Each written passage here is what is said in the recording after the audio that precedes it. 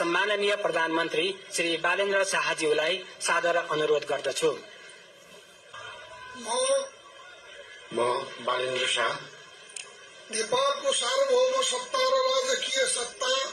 नेपालको सार्वभौम सत्ता र राजकीय सत्ता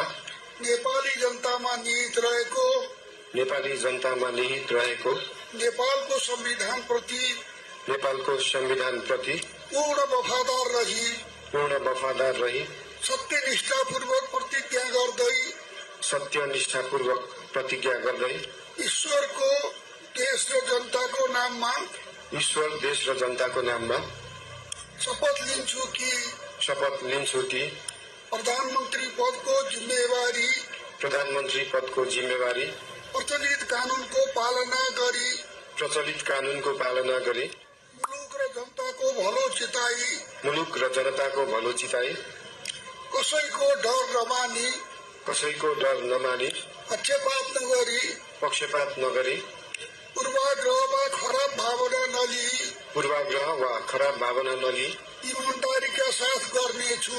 ईमानदारीका साथ गर्नेछु र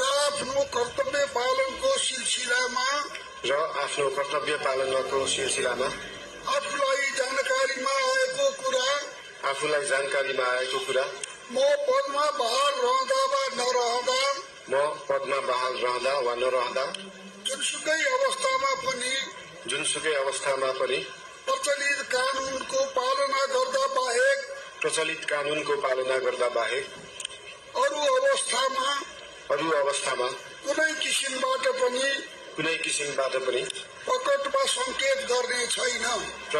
संकेत गर्ने छैन। धन्यवाद। यसपछि नवनियुक्त